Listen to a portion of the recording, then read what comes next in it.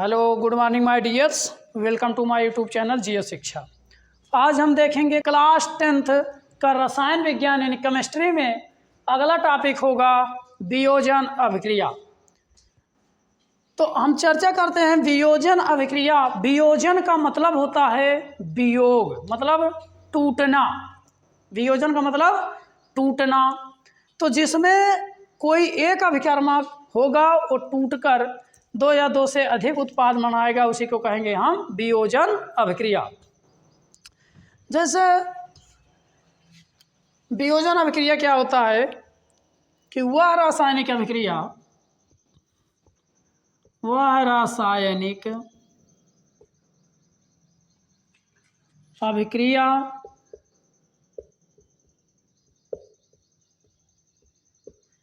रासायनिक अभिक्रिया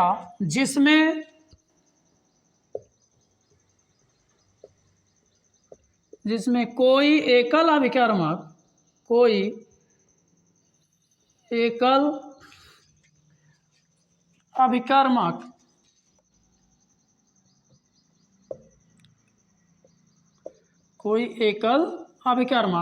टूटकर दो या दो से अधिक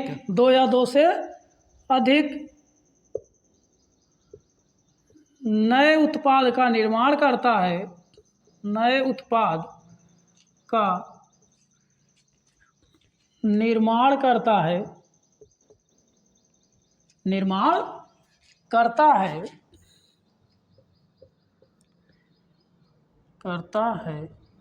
वियोजन अभिक्रिया कहलाता है। वियोजन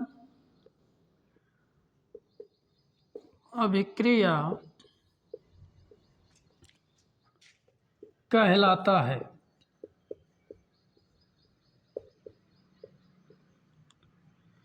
तो वियोजन अभिक्रिया क्या है?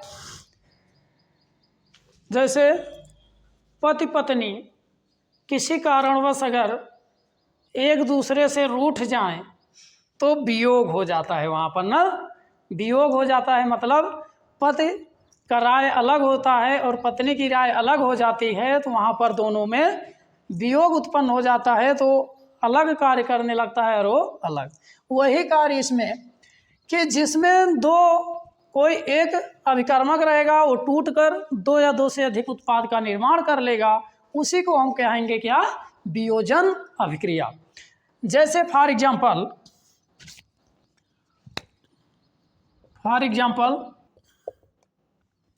First calcium carbonate CaCO3, calcium carbonate या कैल्शियम ऑक्साइड और कार्बन डाइऑक्साइड में वियोजित हो जाता है।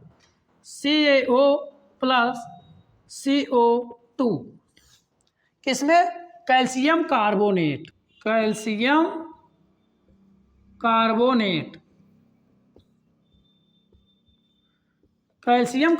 जो होता है वो कैल्शियम ऑक्साइड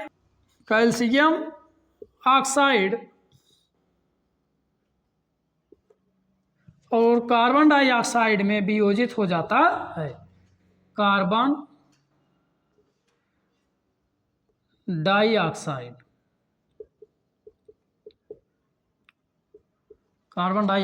गैस। और एग्जाम्पल ले लेते हैं, जैसे जल H2O, जब इसमें विद्युत धारा प्रवाहित की जाती है तो ये क्रिया प्रतिक्रिया अभिक्रिया करता है। क्या करता है? इसमें क्रिया प्रतिक्रिया होती है, क्रिया प्रतिक्रिया। तो ये बनता है 2H2 प्लस O2। तो जो जल है, जब इसमें विद्युत धारा प्रवाहित की जाती है, जल अपघटन कराया जाता है, तो जल वियोजित हो जाता है हाइड्रोजन प्लस ऑक्सीजन में। हाइड्रोजन और ऑक्सीजन में क्या होता है? विखंडित हो जाता है। तो क्रिया प्रतिक्रिया का मतलब होता है कि जल जो है हाइड्रोजन और ऑक्सीजन में टूट भी जाता है और ये दोनों आपस में मिलकर ये तीर दिखा रहा है जल भी बन जाता है। ये जो तीर दिखा रहा है मतलब ये टूटकर ये बनता है, और ये वाला जो तीर दिखा रहा है इसका मतलब ये जुड़कर ये बनता है। एक एग्जांपल और देख लेते हैं कि ferrous sulphate FeSO4, ferrous sulphate जो होता है, ये जब फेरस सल्फेट वियोजित होता है तो ये बनाता है ferric oxide Fe2O3 plus sulphur dioxide SO2 plus sulphur trioxide. ये दोनों गैसें निकलती हैं, सल्फर डाइऑक्साइड और सल्फर ट्राईऑक्साइड दोनों की दोनों गैसें निकलती हैं। देखो ये है फेरस सल्फेट, क्या है? Ferrous sulphate. लेकिन ये फेरस नहीं है, ये फेरिक है। क्या है? Ferric oxide, ferric oxide.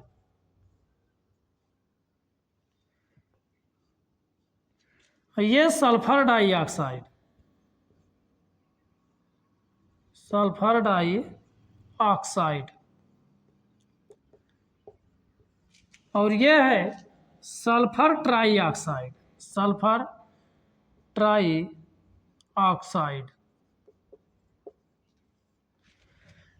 तो देखिए अगर Fe यानी Fe की संयोजकता अगर 2 होती है, Fe की संयोजकता अगर 2 होती है तो इसको बोला जाता है फेरस। क्या बोला जाता है? फेरस। लेकिन अगर Fe की संयोजकता 3 हो जाती है, Fe की संयोजकता अगर 3 होती है तो उसको बोला जाता है फेरिक। क्या बोला जाता है? फेरिक। तो इसको समझ लीजिएगा, जहाँ पर Fe की 2 संयोजकता लगे वहाँ फेरस, और जहाँ पर संयोजकता 3 लग जाए उसको फेरिक कहते हैं। तो अब हम वियोजन अभिक्रिया तो देख लिए। अब वियोजन अभिक्रिया जो होते हैं ये 3 टाइप के होते हैं। तो अब इसके बाद हम बारी बारी से उनका अध्ययन करेंगे। तो पहले अब आप इसका स्क्रीनशॉट ले लीजिए, तब हम आगे चलते हैं। तो अब हम देखेंगे कि वियोजन अभिक्रिया के प्रकार। वियोजन अभिक्रिया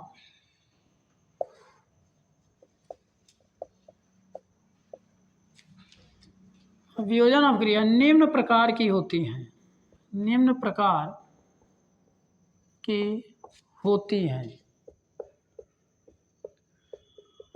तो वियोजन जो होता है एक कई चरणों में होता है, कई प्रकार से हो सकता है, जिसमें हम पहला देखेंगे। क्या पहला है? पहला है ऊष्मीय अपघटन। ऊष्मीय अपघटन। क्या है? ऊष्मीय अपघटन। तो वियोजन अभिक्रिया जो है ऊष्मा के द्वारा वियोजित होगा, उसी को हम कहेंगे क्या? ऊष्मीय अपघटन। तो वह ऊष्मीय अपघटन क्या होता है कि वह वियोजन अभिक्रिया,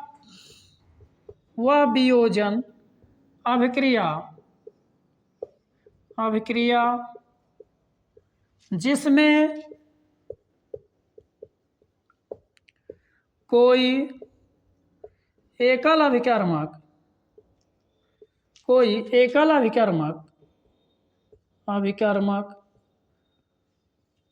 ऊष्मा के द्वारा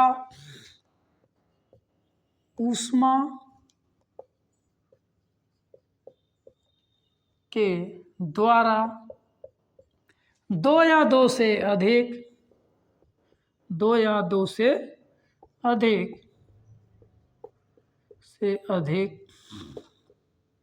सरल पदार्थों में वियोजित हो जाता है,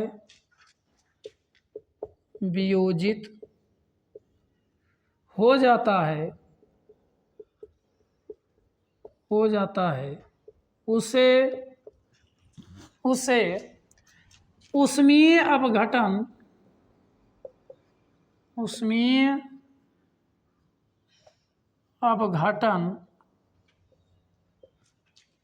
अभिक्रिया कहते हैं। ऊष्मीय अपघटन अभिक्रिया कहते हैं।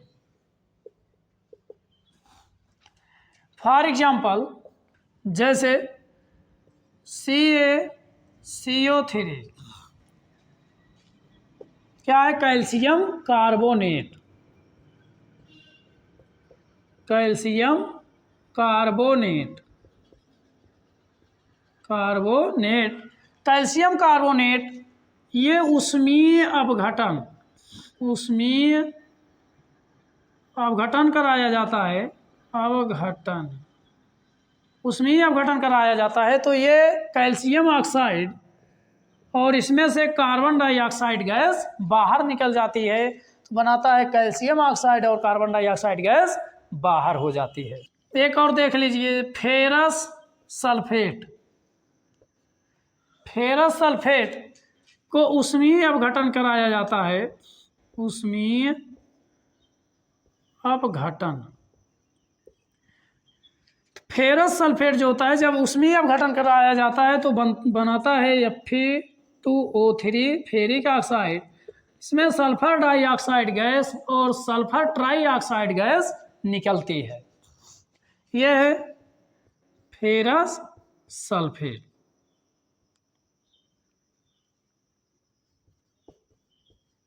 फेरस सल्फेट फेरिक ऑक्साइड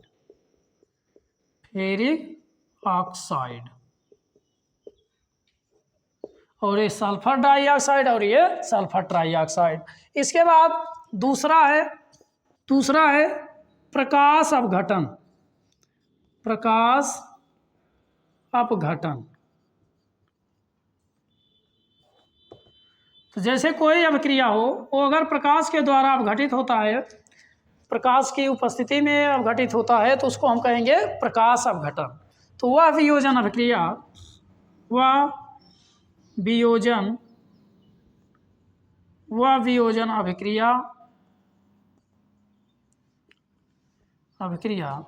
जो प्रकाश के द्वारा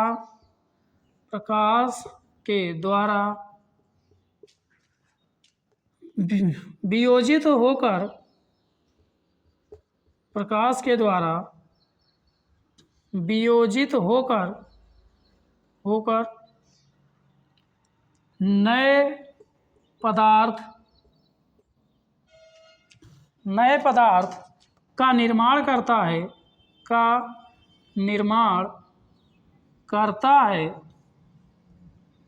नए पदार्थ का निर्माण करता है, उसे प्रकाश अपघटन कहते हैं। प्रकाश अपघटन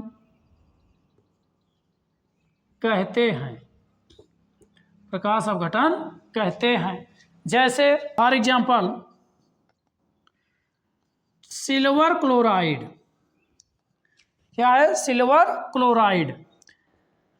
ये इसमें प्रकाश अपघटन होता है।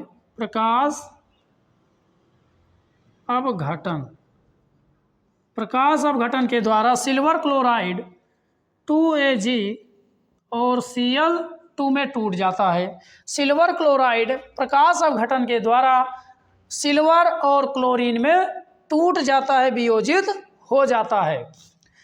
अगला एग्जाम्पल देख लो, जैसे MgCl2 ये प्रकाश अपघटन के द्वारा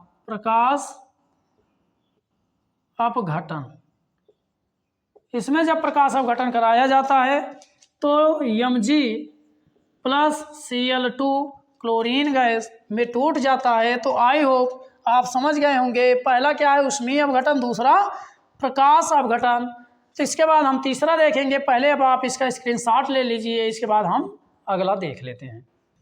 तो अब हम देखेंगे तीसरा, विद्युत अपघटन। विद्युत अपघटन में क्या होगा कि यौगिक का जलीय विलयन होगा और उसमें जब हम धारा प्रवाहित करेंगे, विद्युत प्रवाहित करेंगे, तो अपने आयनों में टूट जाएंगे, नहीं पदार्थों में टूट जाएगा। उसी को हम कहेंगे क्या? विद्युत अपघटन।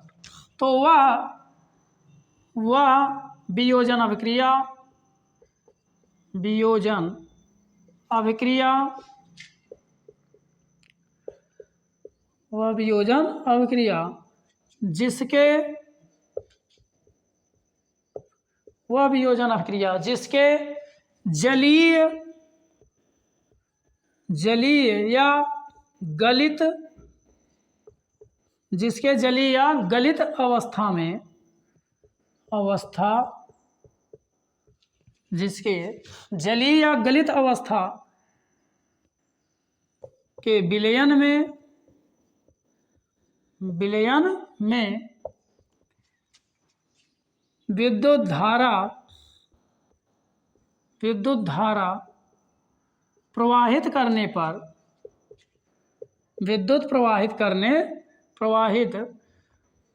करने पर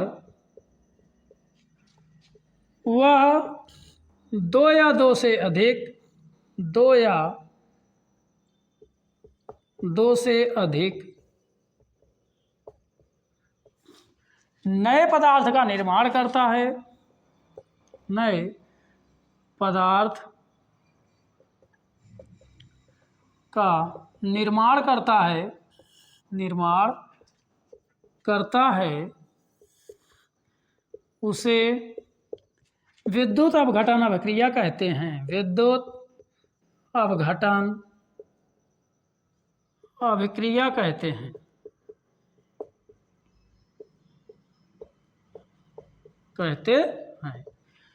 तो विलयन के गलित या जलीय अवस्था में होने पर उसमें जब प्रवाहित किया जाता है विद्युत, तो अपने दो या दो से अधिक भागों में टूट जाता है। उसी को हम क्या कहते हैं? विद्युत अपघटन अभिक्रिया कहते हैं। जैसे फॉर एग्जाम्पल जल 2s2, इसमें विद्युत अपघटन कराया जाता है। विद्युत अपघटन